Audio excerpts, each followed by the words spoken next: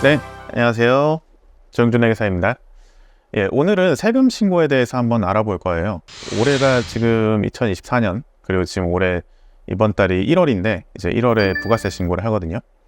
이제 부가세 신고를 하는데, 저희 같은 경우는 보통 이제 회사를 하나만 하는 게 아니고 되게 여러 개의 회사를 다루다 보니까 각 회사들마다 특징들이 다 달라요. 그래서 보통 이제 사업을 시작하실 때 제일 골치 아픈 것 중에 하나가 내가 세금 신고를 언제 해야 되는데 이거잖아요. 이게 좀 뭐 어느 정도 정해져 있긴 한데 그 정해져 있는 틀에서 벗어나는 어떤 예외적인 상황들이 되게 많단 말이죠. 그래서 제가 요번에 그 되게 많은 회사들을 그런 부가세 신고를 언제 해야 되는지를 좀 정리를 하다가 요거를 한번 컨텐츠화 시키면 괜찮겠다 싶어서 한번 오늘 영상을 마련을 해봤습니다. 자, 세금 신고. 과연 언제 세금 신고를 해야 될까요?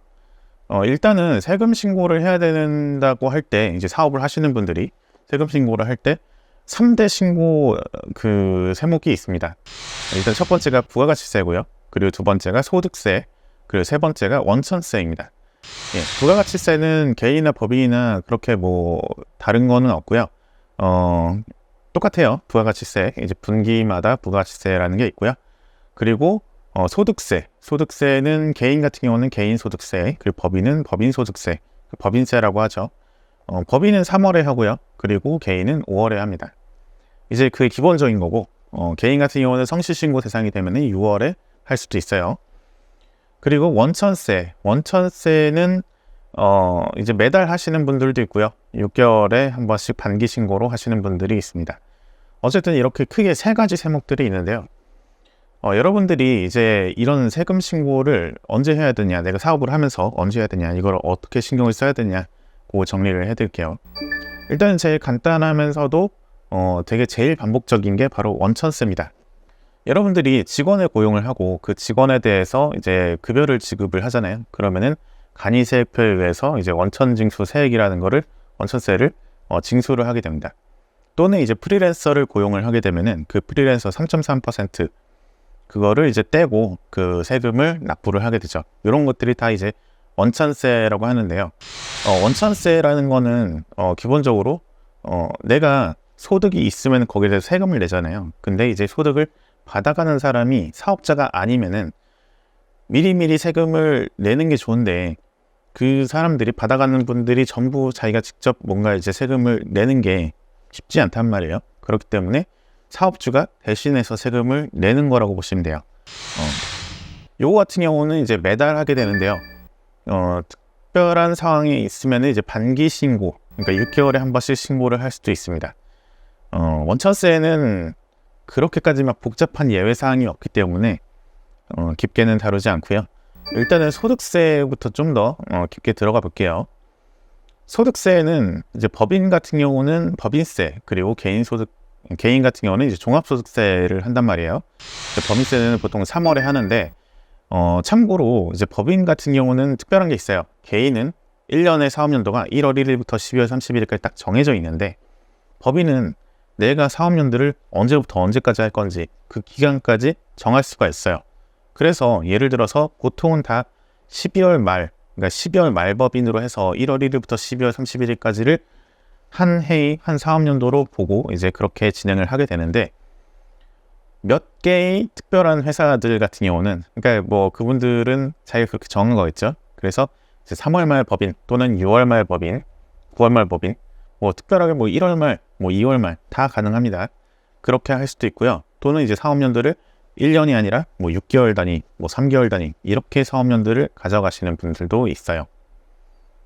예, 그래서 그렇게 이제 법인 같은 경우는 결산일이 다 다르다 보니까 보통 이제 3월 말이라고 하는데 결산일로부터, 그러니까 사업연도 말일로부터 3개월 이내에 세금 신고를 하도록 되어 있습니다.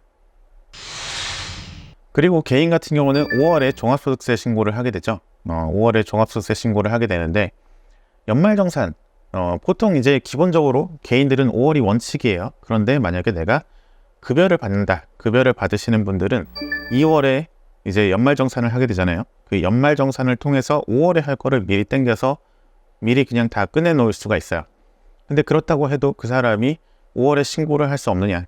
아까도 말씀드렸지만 5월은 원칙이기 때문에 5월에 신고를 하셔야 돼요. 5월에, 그러니까 연말정산을 빼먹어도 5월에 할 수 있다는 게 바로 그런 의미입니다. 그리고 성실신고 대상이라고 있어요.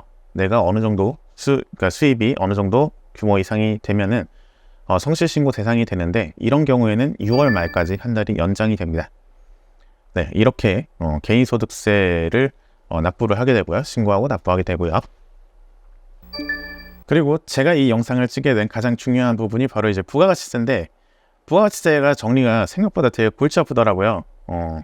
진짜 이걸 정리하다가 이 영상을 진짜 이건 찍어야 되겠다 이 생각을 하게 된 건데, 일단은 개인하고 법인으로 좀 나눠볼게요. 그 부가가치세라는 거는 기수가 1월 1일, 아까 소득세는 1월 1일부터 10월 31일까지가 기본적으로 1년, 그러니까 1기수잖아요.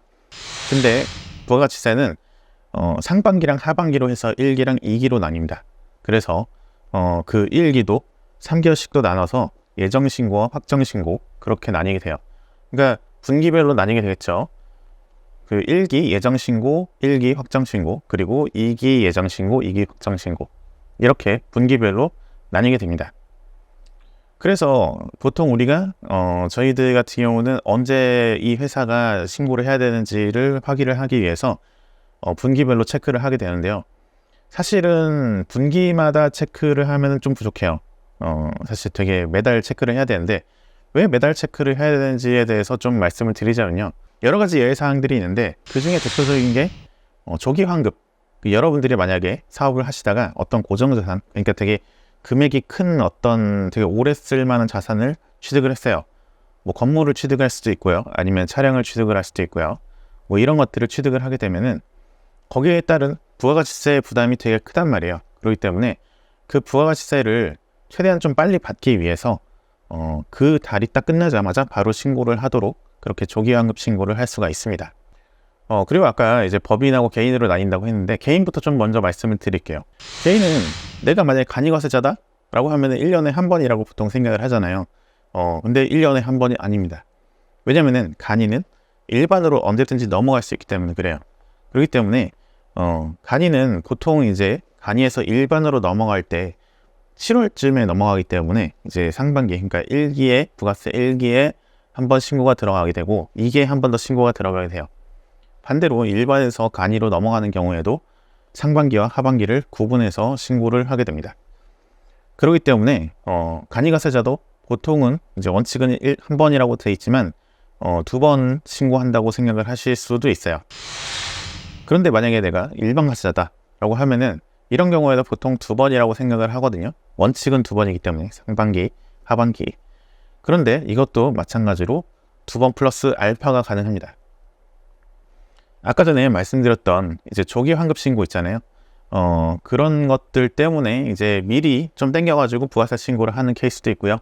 또는 이제 내가 수출을 하는 경우, 그런 경우에도 마찬가지로 이제 조기 환급 신고를 할 수가 있어요. 또는 이제 그 개인 같은 경우는 3개월마다 한 번씩, 그러니까 이제 예정 신고 때 신고를 하는 게 아니고 직전에 납부했던 거에 절반 정도를 납부를 하게 되는데, 이때 그 내가 만약에 전에는 되게 굉장히 사업이 잘 나갔어요. 그래서 그 정도 부가가치세가 굉장히 좀 많이 나왔었는데, 요번에 그 중에 절반을 내려고 보니까 요번에 진짜 번 게 너무 없는 거야. 그렇게 이제 실적 부진일 때, 그때는 내가 미리 그 예정 신고 때도 세금 신고를 할 수가 있다. 부가세 신고를 할 수 있다. 그래서 이제 1년에 2번이 원칙이지만 4번까지도 가능하다. 사실 근데 4번이 아니라 이제 조기환급 신고는 매달 할 수 있기 때문에 12번까지도 가능하겠죠. 그렇기 때문에 매달 체크를 해야 되는 이유입니다, 이게. 그리고 또 이제 매달 체크를 해야 되는 이유를 하니까 또 하나가 생각이 나는데, 간이과세자가 이제 일반과세자로 전환이 되는 경우가 있어요. 아까 전에 7월이 보통 이제 전환되는 시기라고 했는데, 사실 그 전환되는 시기가 또 되게 다양할 수가 있습니다. 간이과세자는 특이하게 이제 굉장히 좀 영세하신 분들을 위한 어떤 세금 제도거든요. 그렇기 때문에 내가 영세하지 않다고 판단이 되면은 바로 이제 일반으로 넘어갈 수가 있습니다.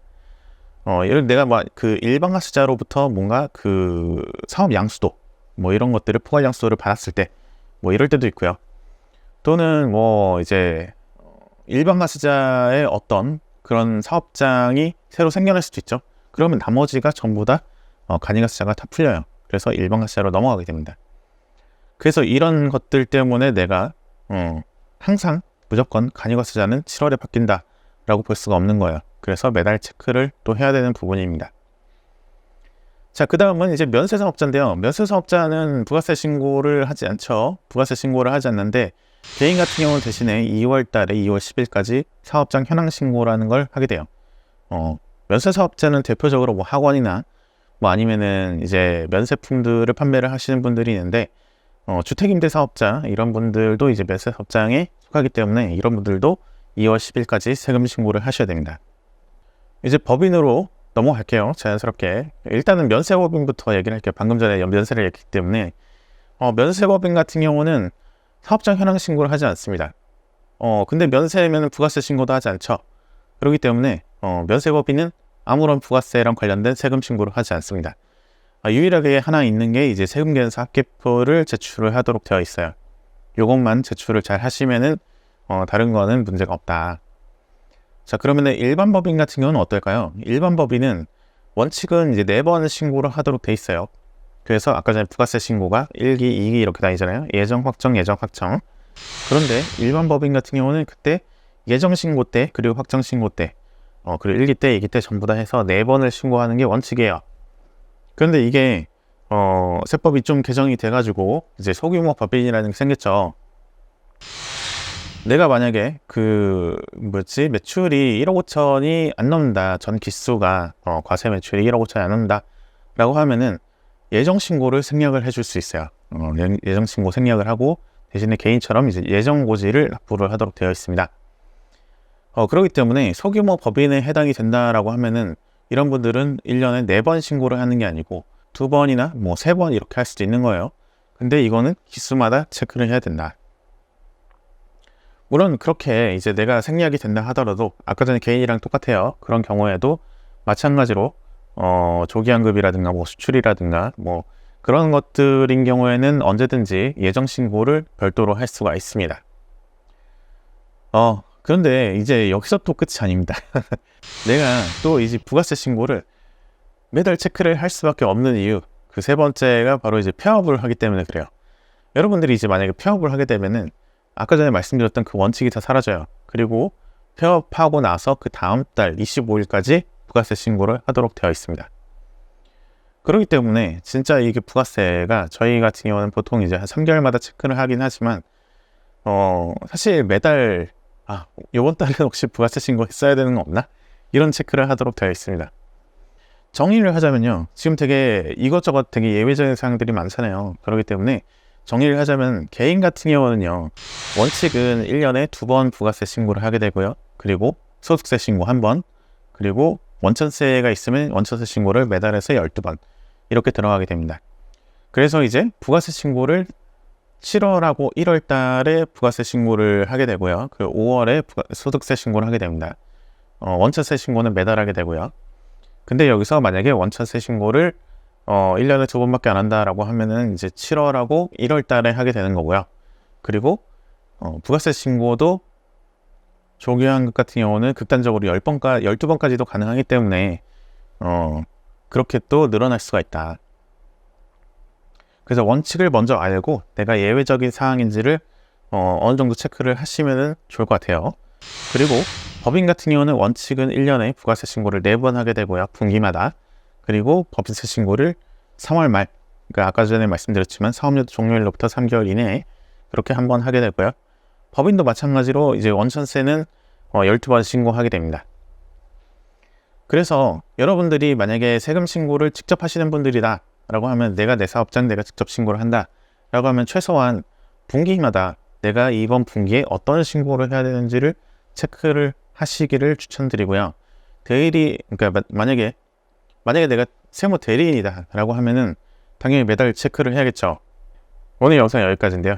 부가세 신고를 이번 달에 해야 되는데 사실 부가세 신고가 실제로 신고서를 작성하고 준비하고 뭐 이렇게 하는 것도 있잖아요. 이게 보통 이제 15일부터 25일까지예요. 왜냐면은 사업용 카드가 한 15일 전후로 해서 이제 국세청에 나타나거든요. 그렇기 때문에 그때부터 이제 본격적으로 작업을 진행을 할 수가 있습니다. 그리고 25일까지 신고를 하고 납부까지 해야 되기 때문에 실제로는 이제 또 주말이 껴있잖아요. 그러니까 주말 같은 거 빼면 이번 올해 같은 경우는 한 9일 정도 되더라고요. 9일 안에 끝내야 되는데 아까 말씀드렸듯이 뭐 납부하시는 분들 있다라고 하면은 그래도 최소한 3일 전에 줘야 되잖아요. 그러면은 한 6일 안에 다 끝내야 돼요. 그래가지고 너무 힘들다. 예. 그래서 오늘은 여러분들이 세금 신고를 언제 해야 되는지를 말씀드렸고요. 예외적인 사항에 대해서도 간단하게 좀 짚어드렸습니다. 좀 도움이 되셨나요? 네. 지금까지 조영준 회계사였습니다. 감사합니다.